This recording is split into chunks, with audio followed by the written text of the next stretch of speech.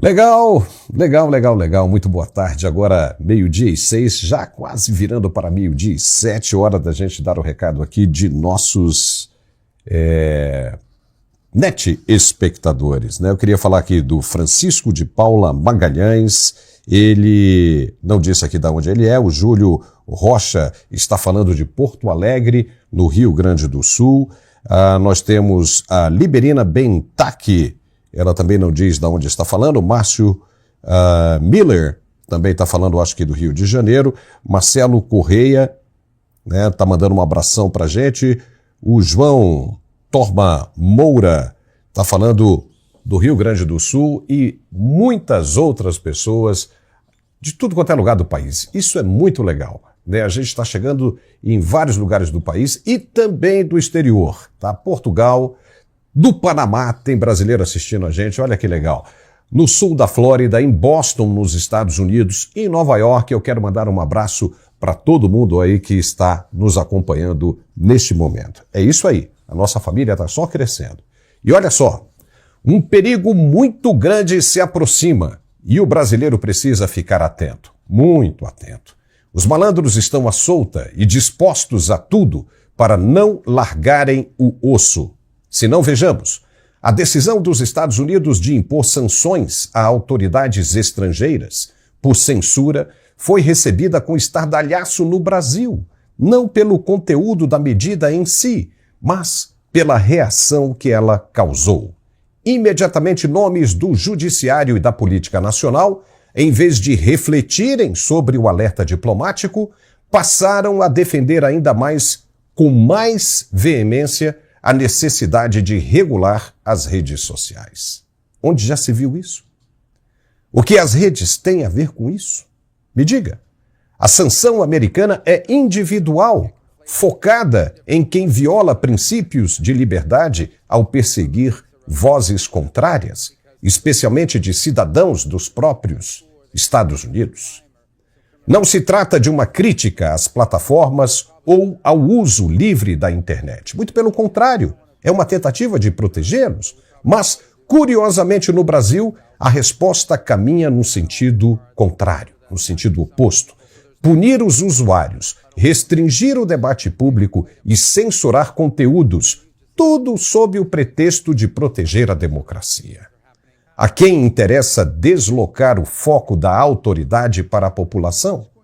Por que punir quem usa as redes sociais se quem sofre sanções é quem decide com a caneta e a toga? A resposta pode estar menos na justiça e mais no medo da perda de poder. Com as eleições de 2026 no horizonte, cresce a sensação, dentro de certos setores do judiciário e entre aliados do executivo, de que o poder escapa pelas mãos. As redes sociais, por sua vez, são o principal canal de mobilização popular e enfrentamento ao discurso oficial. Portanto, silenciá-las se torna para alguns questão de sobrevivência política. O argumento da regulação soa mais como uma coisa bonita. Na verdade, soa como uma coisa bonita, mas no papel. Combater a desinformação e o discurso de ódio. Isso é legal, é populista. Mas o que se desenha na prática, na verdade, é algo bem mais perigoso. Uma arquitetura jurídica que permita ao Estado decidir o que é verdade e o que é mentira.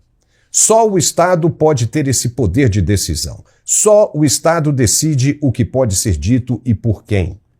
E o que começou como censura pontual pode virar política pública, determinação do governo com o apoio do judiciário.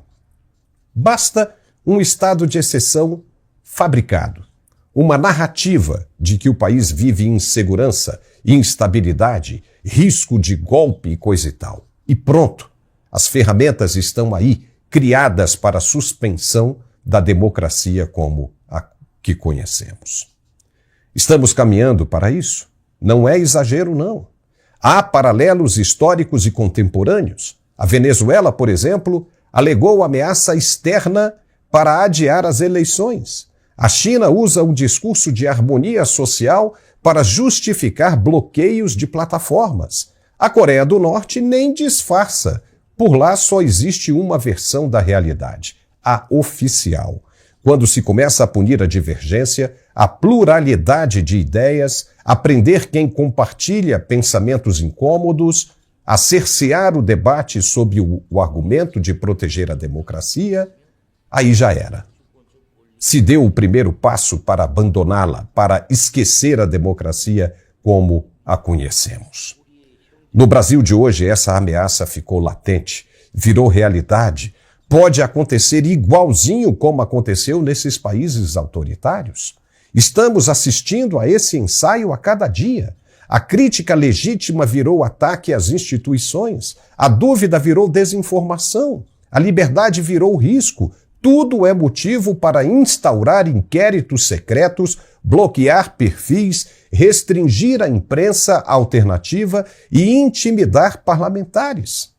Enquanto isso, o Congresso Nacional, verdadeira casa da representação popular, é deixado de lado, é esquecido. As decisões partem de gabinetes, sem consulta pública e sem transparência. O que sobra é um sistema onde quem discorda é silenciado, quem investiga é investigado e quem alerta é rotulado como extremista. É ou não é? Se esse caminho não for revisto com urgência agora, o próximo passo pode ser ainda mais extremo: o cancelamento das eleições de 2026 sob a justificativa de garantir a estabilidade do país. Já imaginou isso? E parece um absurdo para você? Mas foi exatamente o que fizeram regimes autoritários ao longo da história inteira. E sempre com as mesmas justificativas nobres: a defesa da democracia. Agora, a defesa da soberania. Presta atenção nisso. A máscara da democracia pode cair a qualquer momento, revelando o autoritarismo que muitos já sentem na pele. O Brasil precisa se perguntar: estamos regulando a informação ou regulando a liberdade? Estamos defendendo a sociedade ou defendendo o poder? E, acima de tudo, o que será do país se aceitarmos, em nome da segurança, abrir mão da nossa liberdade de pensar, falar e votar? O que vai acontecer?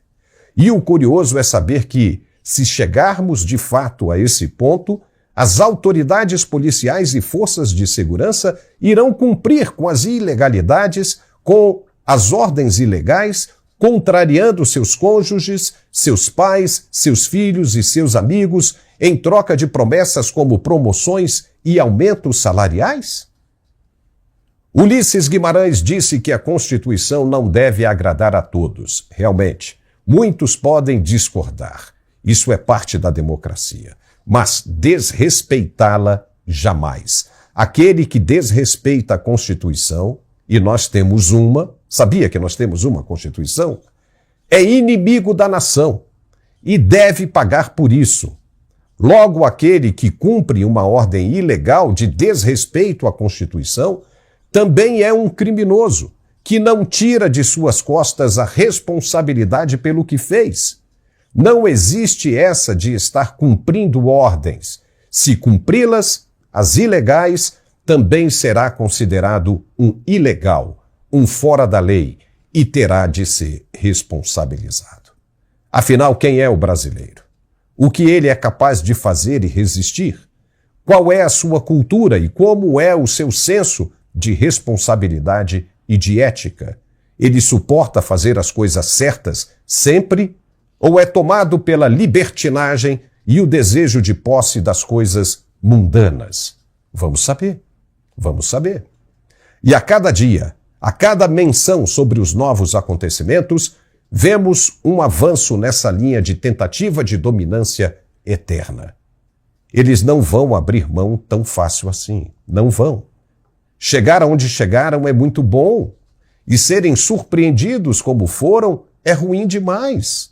É acordar de um sonho maravilhoso bem antes da noite acabar. Então, poderá se cumprir a profecia atribuída ao último presidente militar que o Brasil teve, João Batista de Oliveira Figueiredo, quando ele teria dito, segundo a crença popular, o seguinte, abre aspas, vocês querem? Então vou reconhecer esse sindicato como partido. Mas não esqueçam que um dia esse partido chegará ao poder e lá estando, tudo fará para instituir o comunismo. Nesse dia vocês vão querer tirá-los de lá. E para tirá-los de lá será à custa de muito sangue brasileiro. Fecha aspas. Agora veja o que foi dito pelo atual presidente brasileiro lá atrás. Veja aí. E acredito que esse modelo só poderá ser possível, Carlos, na medida em que a gente tente adaptá-lo à realidade cultural de um povo. Não dá para você pegar o regime cubano, colocar num navio, trazer para o Brasil, decreto-lei número 1, socialismo à la cubana. Não dá certo. Eu acho que ele será demorado, ele será, penoso, mas será nos moldes em que a cabeça do povo brasileiro estiver preparada para implantá-lo.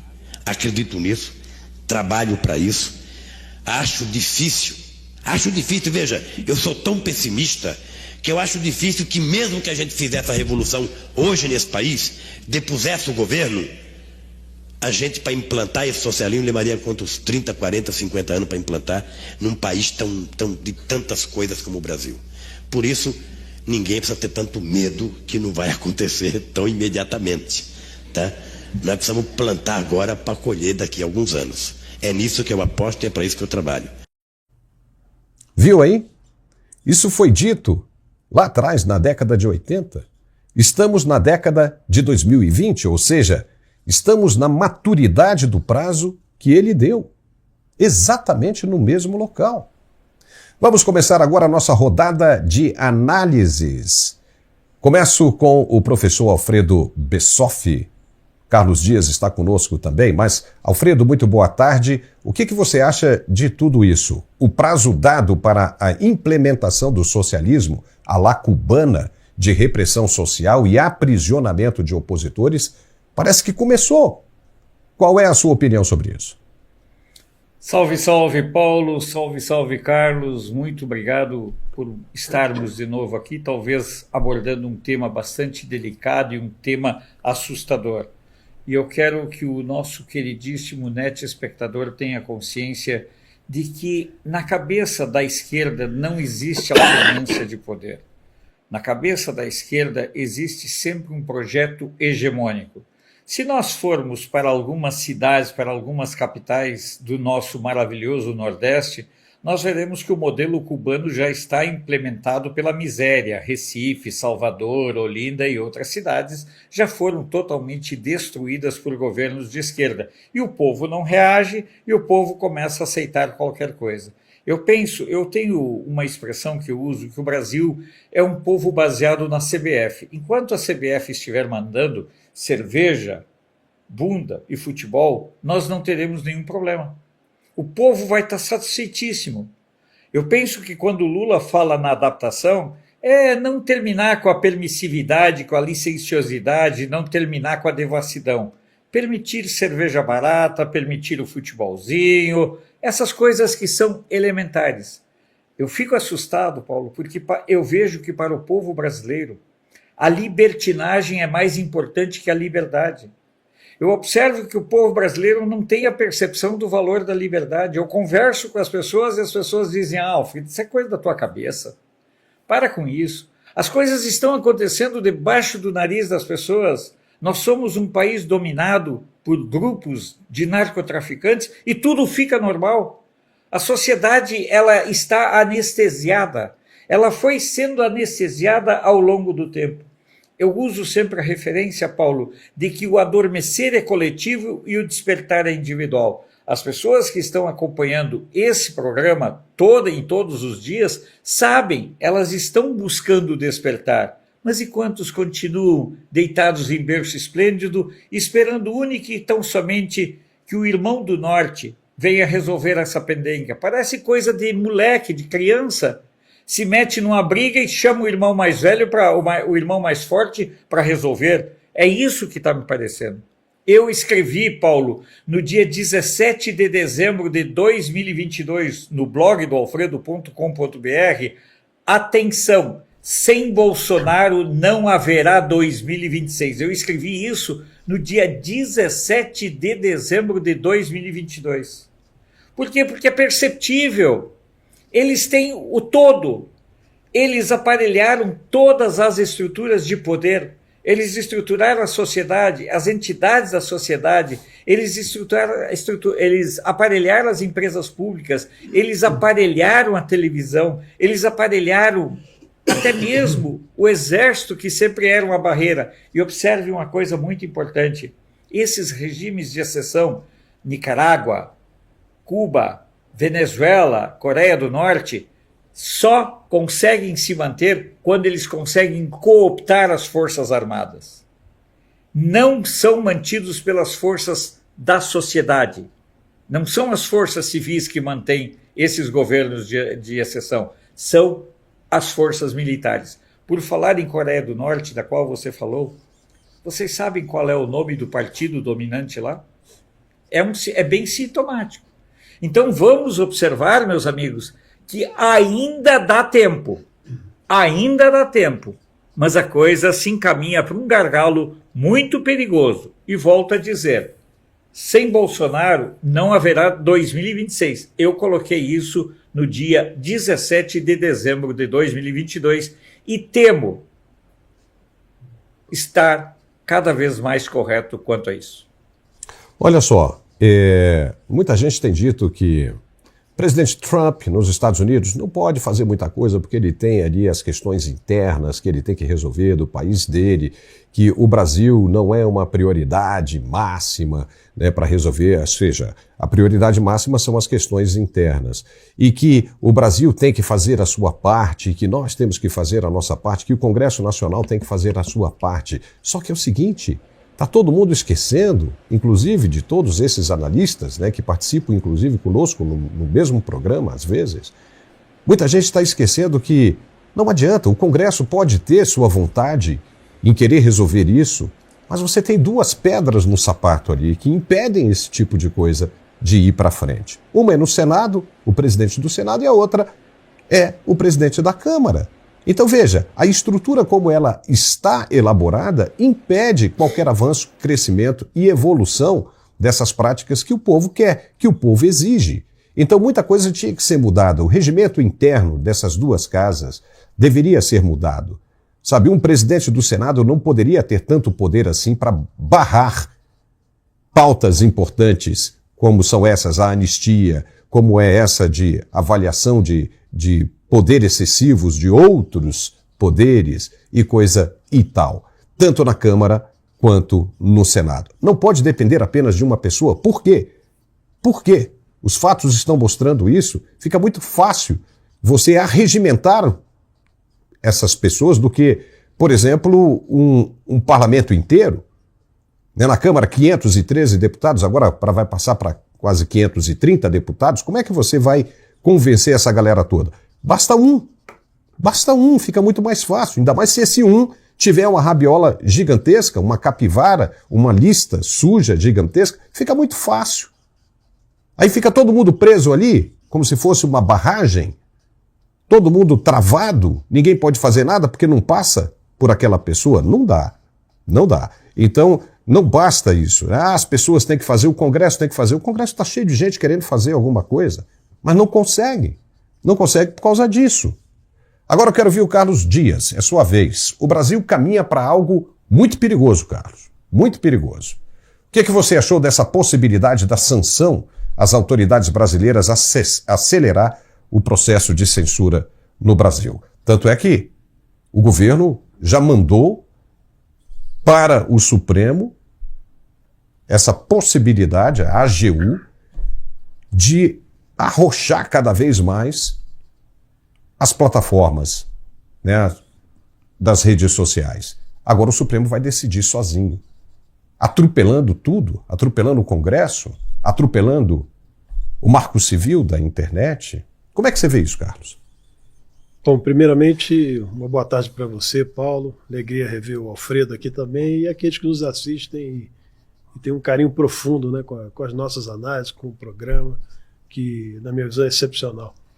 E também digo nesse preâmbulo, né, que seus editoriais cada vez mais se superam, porque são praticamente análises prontas para nós, né, Alfredo, que facilita muito a condução do programa e certamente o entendimento daqueles que nos assistem. Mas quando você citou no editorial Medo da Liberdade, é a síntese que leva a duas situações muito diretas aqui que a gente vive no Brasil hoje. O controle da rede social é o passo mais crítico disso. Mas nós não podemos esquecer que, como se fala em controle de rede social, que é um corpo também, um ajuste do controle social da população, nós temos um outro que cada vez mais forte, porém se torna muito insensível para a população brasileira pelo fato do costume, que é exatamente a insegurança pública.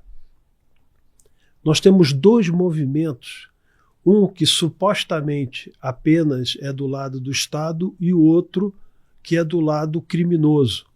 Falando nos grandes centros urbanos, os grandes controles sociais, por exemplo, manifestações individuais, quer sejam coletivas, ações de protesto, elas são consentidas pelo controle urbano que tem as milícias criminosas do narcotráfico, como citou bem o Alfredo.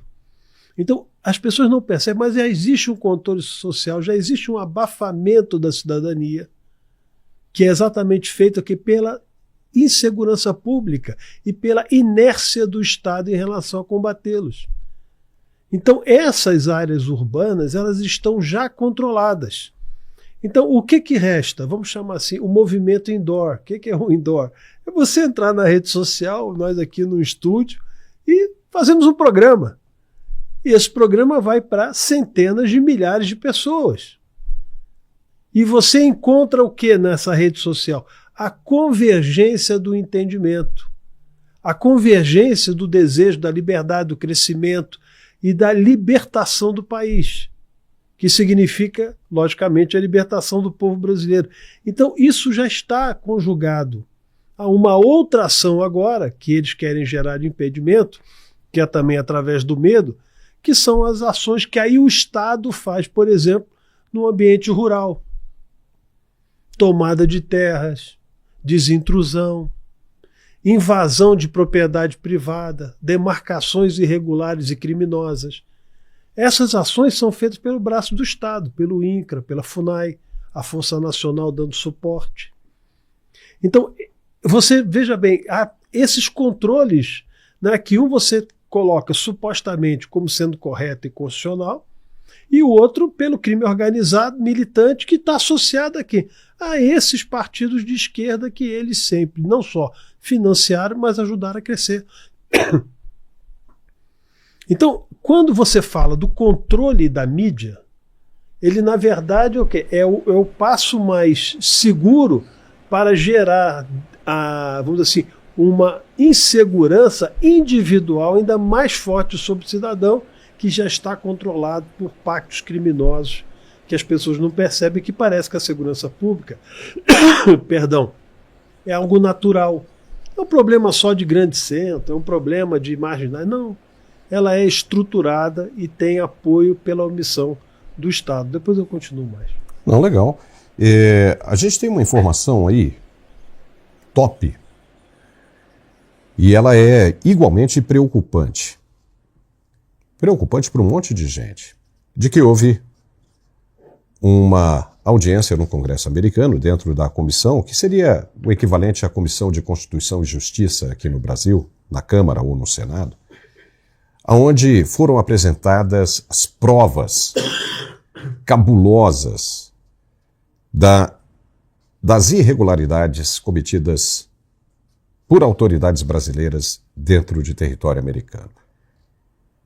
Os parlamentares ficaram estarrecidos, tanto, veja, dos dois lados, tanto os republicanos quanto os democratas, com os crimes cometidos. Uma lista de nomes, esses nomes ainda não são públicos, não sabemos que nomes são esses.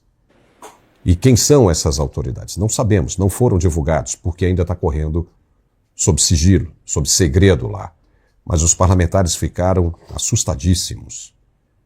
Como é que isso aconteceu dentro dos Estados Unidos? E os caras vão partir para cima com muita força. Pelo que foi dito, foi crime. Crime. E isso pode ir além de uma suspensão de visto, de uma lei Magnitsky, isso pode ir muito além, se for confirmado mesmo.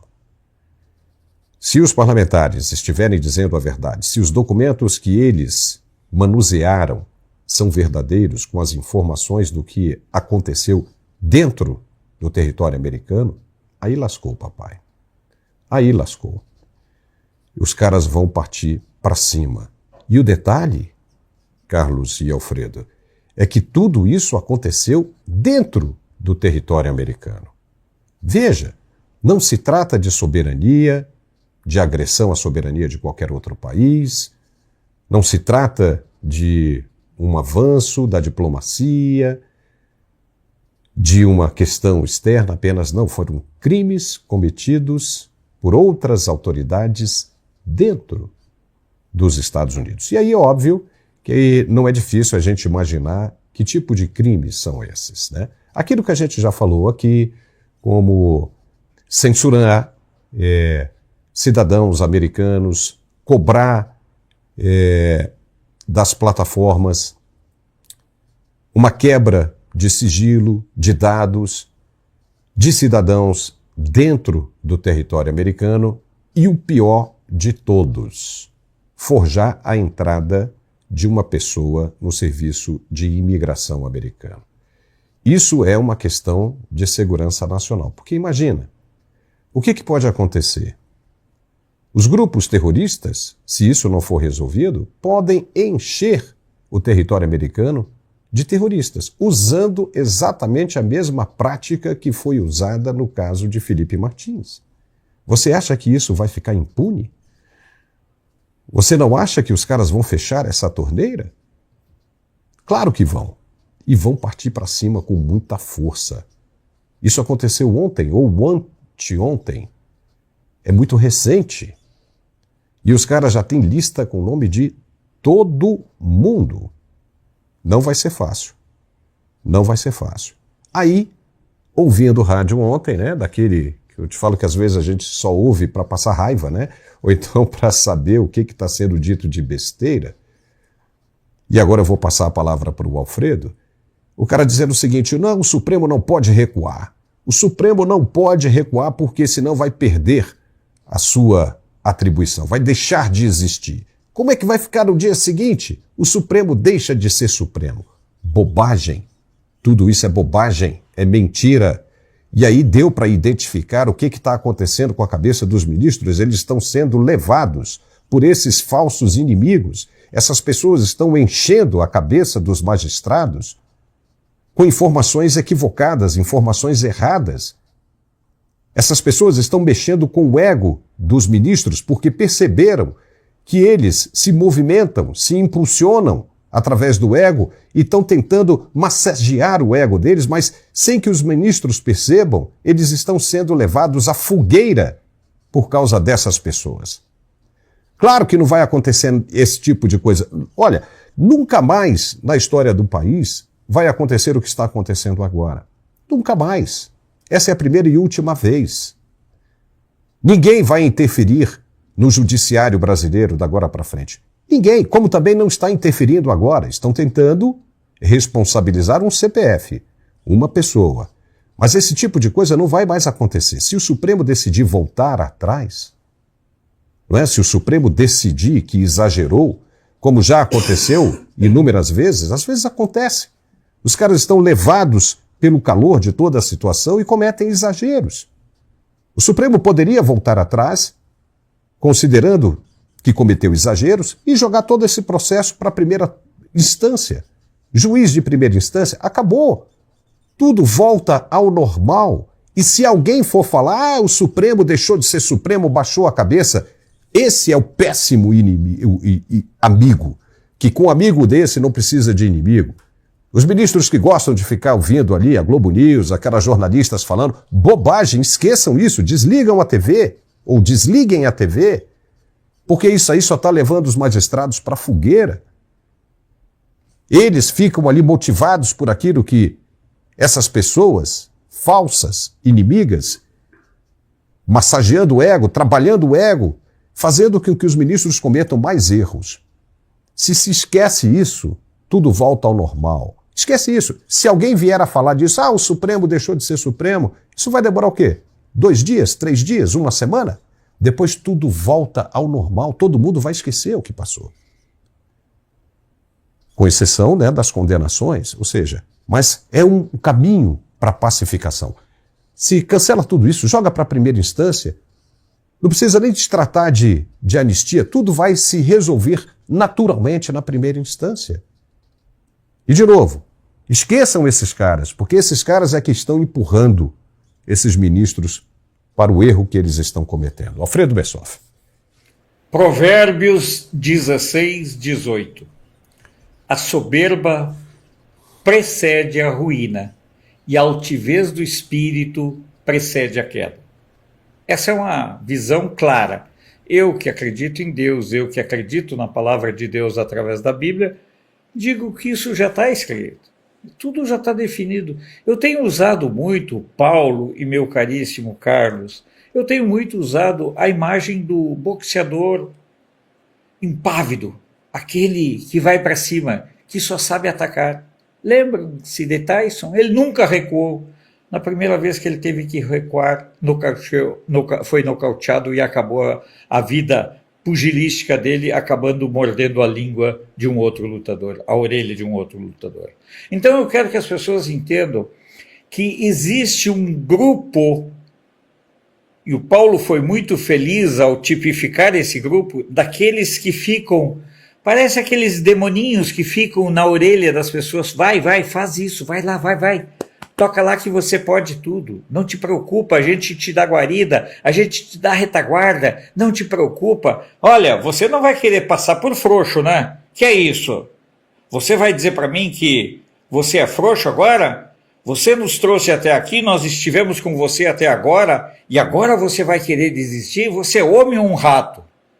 Pessoal, quando a discussão e o futuro do país começa a ser tratada e vista por esse ângulo, nós temos que observar claramente que eles querem exatamente esse abismo e esse brete onde não se tem a saída para nada. Eles querem pagar, Carlos e Paulo, e caríssimos telespectadores, eles querem pagar para ver. Eles estão dizendo, vamos lá, nós somos da turma sem medo, não temos por que temer, nada precisamos temer, temos nossos círculos de proteção. Mas o que são esses círculos de proteção, a não ser são grupos de ressonância, são caixas que estão batalhando dentro de um mesmo sistema para reforçar um estado de arbítrio. Eu penso sempre, Paulo e Carlos, e eu falo isso todos os dias na hora do café, o programa que a gente tem lá no canal de Brasília. Eu falo todos os dias. O modelo brasileiro, o modelo mais acabado do Brasil, é o modelo da Nicarágua, que é o modelo da Coreia do Norte. Para quem não sabe, a Nicarágua também é conhecida como a Coreia do Norte da América Latina. Os sandinistas da Frente Sandinista de Libertação Nacional chegaram ao poder como? Com o apoio dos jornalistas, da intelectualidade e de um clero extremamente comprometido com as pautas sociais, com as causas sociais. O que está acontecendo agora? A igreja é perseguida, a igreja é silenciada. Existem igrejas que estão sendo asfixiadas, comunidades católicas que estão sendo asfixiadas. Nessa semana, Paulo, Carlos, fecharam uma espécie de sindicato dos jornalistas da Nicarágua, que era uma entidade pró-Ortega.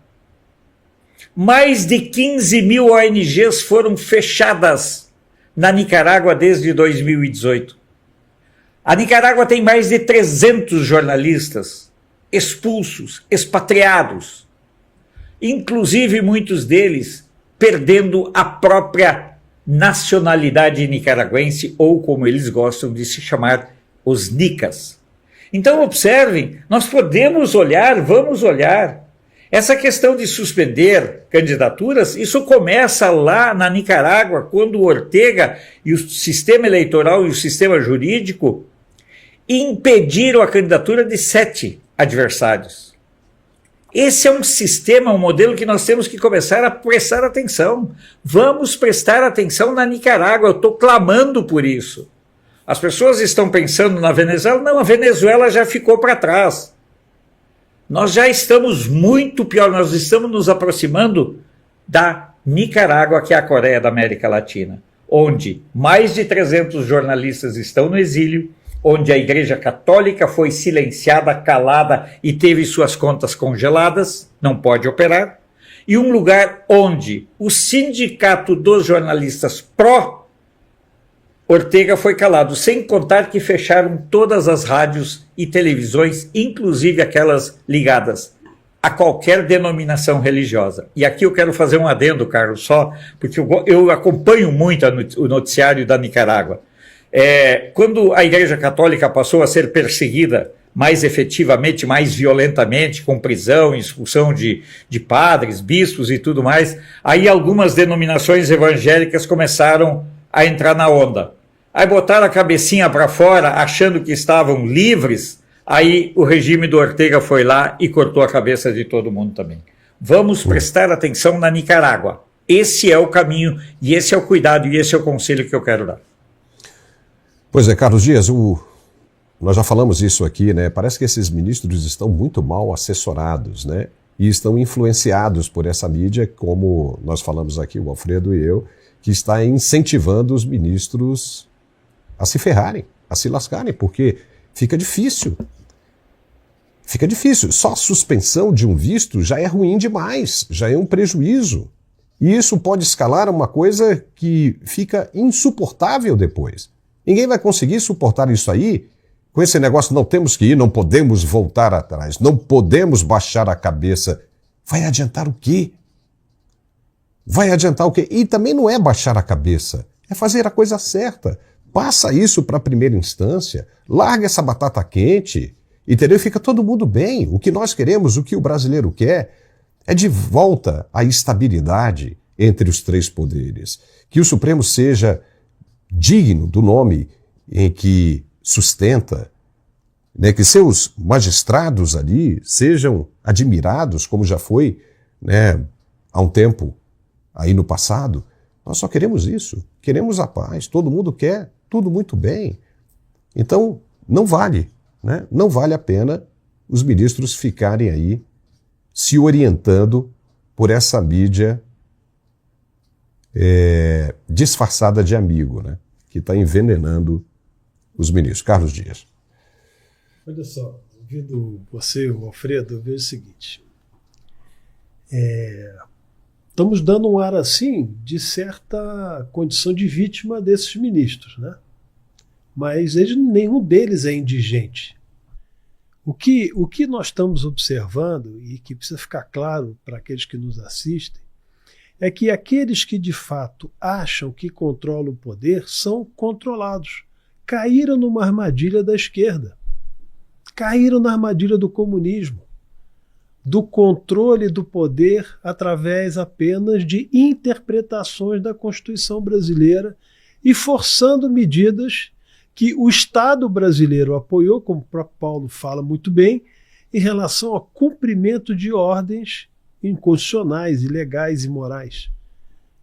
Só que emitidas pela Suprema Corte, que imaginava ter o controle absoluto e como se fosse o poder absoluto. Cada ministro se acha um semideus. O que está acontecendo agora? Estão mostrando a eles, em função das suas ações tomadas que atingiram outros países, no caso em particular os Estados Unidos, que dão relevância à questão dos direitos humanos e à liberdade, o que acontece? Estão sofrendo as consequências e vão arcá-las sozinho, porque o Estado brasileiro não tem a menor capacidade de subsidiá-los nessa luta. A AGU não vai representar em lugar nenhum sobre nada. E digo mais, não adianta essa questão só, como fala o Paulo e destaca sobre a questão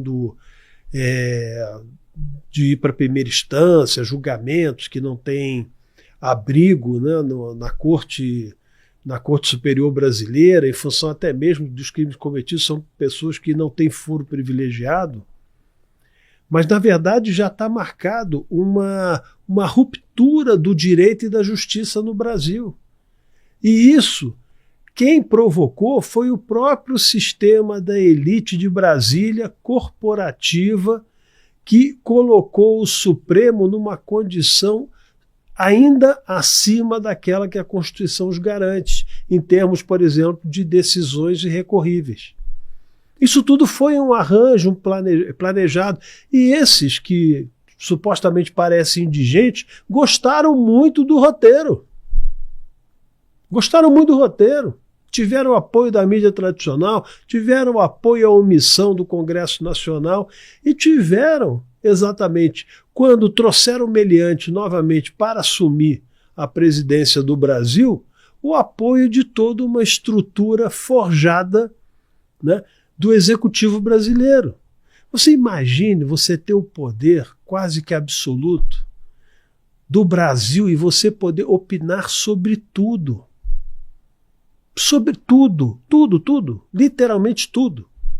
Uma corte que pode decidir, por exemplo, se uma determinada empresa pode ou não contratar por CNPJ ou tem que ser CLT. Corte Constitucional. Isso já está nas leis lá, infraconstitucional já estabelece. Então os outros tribunais podiam ter decidido sobre isso.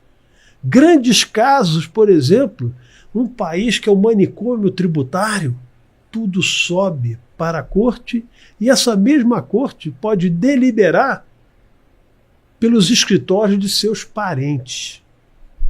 Bilhões e bilhões de reais. Podem garantir ou não a extorsão tributária feita pela União. Caso, por exemplo, do INSS. Porque você vê, às vezes, pagamentos, né, que estão subjúdice em relação a determinadas cobranças, etc., que vão se acumulando ao longo de anos. O passivo tributário das companhias são imensos e das grandes companhias do país. Então, essa gente ganhou um alto poder estruturado pelo Estado, e eu volto àquele outro ponto que eu não consegui terminar, que era a questão da Constituição, da livre interpretação do espírito de corpo que existe nas casas legislativas, que não combatem os verdadeiros adversários do país. Ali é uma convivência fraterna entre aqueles que supostamente se odeiam no campo ideológico. Jantam juntos, estão bebendo juntos e estão ferrando o país juntos. Essa que é a realidade. Só que o que ficou desnudado agora? Que o sistema de poder brasileiro, em função de decisões arbitrárias tomadas pelas cortes, chamaram a atenção não pelos só os crimes aos direitos humanos, mas pelas regulações e tratados de longas datas já assinados e compromissos futuros, que essa terra de altíssimo potencial é estratégica para o mundo. Eu não estou falando que a economia tem mais relevância que a pessoa, mas eu quero dizer que a pessoa integrada a um modelo de desenvolvimento e economia opera no campo do progresso e do crescimento. E isso está sendo roubado do povo brasileiro e indiretamente de outras nações que demandam as complementariedades dos recursos que o país tem. Então a coisa ainda é muito mais grave, porque os Estados Unidos, potência que é, a China, por exemplo, como potência, todos eles têm suas dependências daquilo que o país aqui pode produzir. E mais, logicamente, o povo brasileiro. E nós estamos vendo o quê? Asfixiar as liberdades, o crescimento, não vai ter investimento, não vai ter capital. Falou aqui aquele analfabeto que continuou mais ainda quando se tornou presidente, dizia o modelo cubano. O modelo cubano, hoje as pessoas não conseguem ter 2 horas de energia elétrica. Né? Enfim, então você vê que o sistema comunista não funciona. Só traz destruição e morte. E nós estamos querendo implementar isso no Brasil.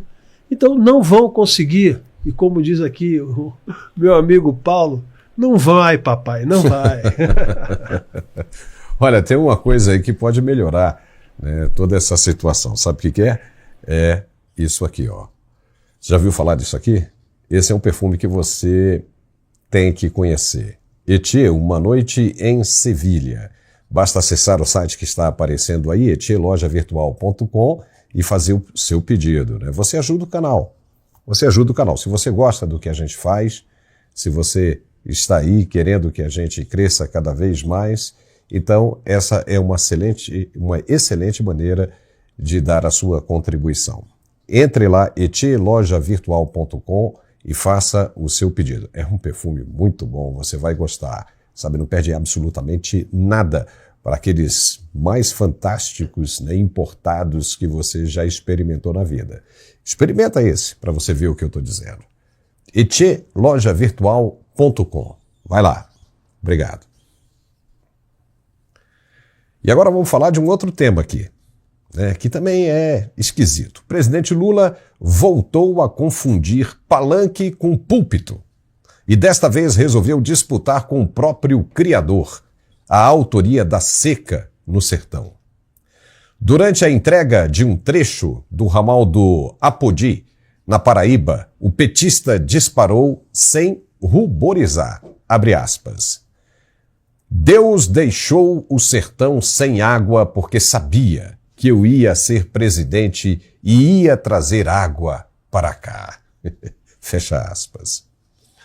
A frase, que deveria causar espanto em qualquer cidadão minimamente sensato, foi dita como se fosse uma revelação bíblica, e não uma prova cabal do narcisismo delirante que há anos embriaga o atual chefe do executivo. A fala é ofensiva por todos os lados. Primeiro, comete um desrespeito religioso ao usar a fé do povo nordestino, tão castigado pela miséria e abandono, para autopromoção política. Segundo, despreza séculos de sofrimento do sertanejo, como se a ausência de água tivesse sido um plano divino personalizado para que ele, Lula, pudesse ser glorificado no futuro. É o tipo de delírio ególatra que nem Messias de novela bíblica se atreveria a encenar. Mas Lula não para por aí.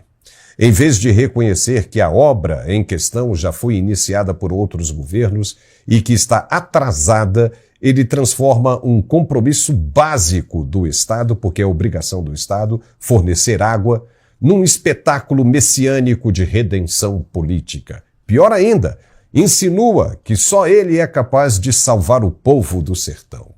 É o velho discurso do eu sou a luz, o resto é trevas. Típico de quem acredita que o Brasil é apenas um coadjuvante da sua biografia. A fala é tão absurda quanto reveladora. Mostra o quanto Lula está desconectado da realidade e obcecado com sua própria imagem. É o culto à personalidade no seu estágio mais tóxico, onde o sofrimento do povo vira combustível para a vaidade de um líder que já se acha eterno, indispensável, quase divino. Afinal de contas, ele andou dizendo que ninguém nunca havia chamado ele de mito, que ele gostaria de ser chamado de mito. E se alguém ousa criticar, logo será taxado de herege ou inimigo da democracia. O Nordeste brasileiro precisa de água, dignidade e respeito, não de politicagem populista disfarçada de milagre. O sertanejo já sofreu demais para agora ser usado como figurante num teatro egocêntrico de quem acha que é mais importante que Deus. Lula não trouxe a chuva, mas deixou claro que, em sua cabeça, o céu gira ao redor dele. Bom, eu terminei com Carlos Dias, eu quero agora... Não, vamos por aqui, porque esse é o último mesmo, né? Eu queria que você comentasse sobre isso, Carlos. Porque os caras cancelaram a água que o Bolsonaro já tinha levado para lá, ou seja, não começou a obra, né, da transposição do Rio São Francisco no governo Bolsonaro. Não, mas Bolsonaro teve coragem de terminar, de concluir, de levar água para lá, e essa água foi cancelada. E agora a gente já começa a entender. Com 3 anos de um mandato de 4, volta agora com a água, ainda bem, né? Por um pedaço do sertão para dizer eu trouxe, esquecendo tudo que foi feito pelo governo anterior. Qual é a sua opinião sobre isso, Carlos? Só, Paulo, eu deixar para o Alfredo uma conclusão, vamos chamar assim, mais concreta, mas eu gostaria de chamar a atenção, já que ele avoca, né, uma condição bíblica e uma relação mais transcendente. Lógico que todos nós aqui, nós temos nossas falhas humanas, né? Somos pecadores, mas nós não somos nem corruptos nem cínicos, né?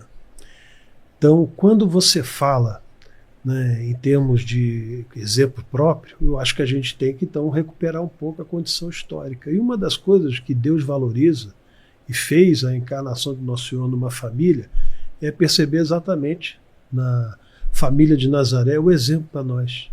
Será que a família do Lula se faz como referência a família de Nazaré? A gente observa que você conhece árvores pelos frutos. Então vamos ver os frutos, né? Então a responsabilidade com a família, a defesa da vida, sob todos os aspectos, desde a vida uterina até a morte natural, esse sujeito defende, esse governo dele promove, ou é a exploração dos mais humildes e da fé de um povo que cada vez mais, pela crença em Deus e pela sua fé, que subsiste nessa estrutura criminosa organizada pelo Estado que o rouba diuturnamente? Então a minha resposta é só essa. Tá bom. Da forma bíblica, da visão transcendente da vida, se esse sujeito respeita. Então, está dado o meu recado. Está dado o meu recado. E por último, casamento é compromisso de 2 pessoas que se amam e se respeitam e, tendo a condição e a fertilidade, vão ter filhos. Não se trai a mulher, não se trai o marido. Se o sujeito não tem honestidade em casa, ele vai ser um bom político e vai cuidar da sua família e do destino dos seus filhos. Quem acredita nisso está vendo o resultado. Alfredo Bessoff, agora para a gente encerrar, qual é a sua opinião sobre isso? Bom, eu quero traçar um pequeno paralelo. Vocês sabiam, voltando lá da Nicarágua para chegar no Lula, durante a campanha eleitoral nós fomos proibidos de dizer que o Lula era amigo de ditadores, usando como referência o Ortega. Você sabia, Paulo, que a Sheiniz Palácio foi a primeira Miss Universo nicaragüense? Você sabe por que ela foi proibida de voltar para a Nicarágua? Porque ela apareceu em público com a bandeira azul e branca da Nicarágua e não com a bandeira da Frente Sandinista de Libertação Nacional. Uou. Existe essa foi a razão. Ela foi proibida de entrar na Nicarágua porque na comemoração dela ela usou a bandeira do país dela, não a bandeira da Frente Sandinista. Lembrando que o Hitler nunca usou a bandeira da Alemanha nos seus eventos, usava a bandeira do Terceiro Reich. São sintomas que você pode ver nesse comportamento. Isso que você falou do ego centrado do Lula, isso é o fascismo na sua essência. As campeãs nacionais que nós temos no Brasil são obra elaborada e estruturada pelo fascismo. O Lula é oriundo de um movimento sindical baseado no fascismo. A Carta de Lavoura é clara. O Lula não tem respeito. O Lula não tem nenhum tipo de piedade pelo sofrimento alheio. Por quê? Porque ele é um comunista. A única coisa que um comunista consegue criar, e o Carlos foi muito feliz nisso, é criar miséria. É a única coisa. Então o Lula precisa alimentar a fábrica de miseráveis para manter o controle político do Norte e do Nordeste. Infelizmente essa é a realidade. É vergonhoso que nós tenhamos em nosso país um mandatário com tal nível de desqualificação e de desrespeito para com o povo humilde, de onde supostamente ele veio. Porque eu só digo supostamente.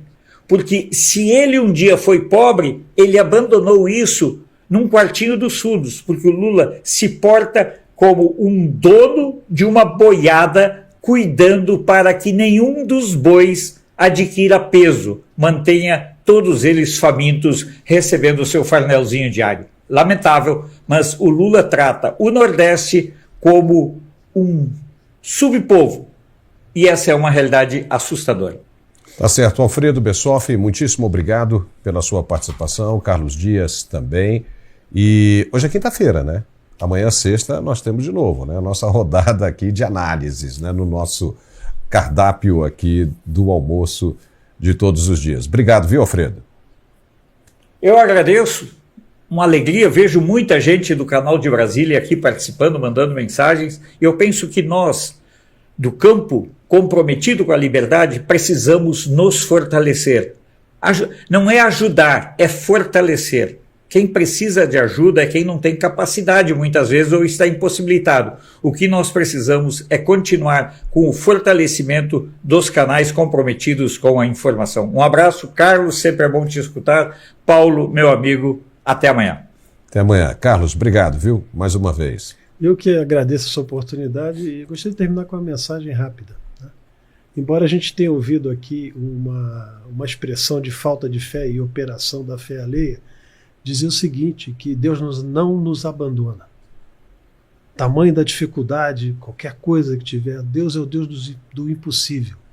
A nossa fé e a força que temos de agir no mundo, espelhados, repito, nessa fé, vai fazer a mudança da realidade. Não vão ser os políticos, vão ser cada um de nós, a partir de nossas famílias. Que Deus nos abençoe e nos proteja destes operadores do crime. Olha, já que você falou disso na Bíblia, eu vou só lembrar uma coisa. Quando aquela mulher da Samaria encostou no manto de Jesus, ela se curou de uma hemorragia de 6 meses, apenas por encostar. E Jesus disse para ela, a sua fé te curou. Então, a nossa fé é isso aí. Ela move montanhas. Ela move montanhas. Valeu, um grande abraço para todo mundo. Obrigado pela companhia. Tchau, até amanhã.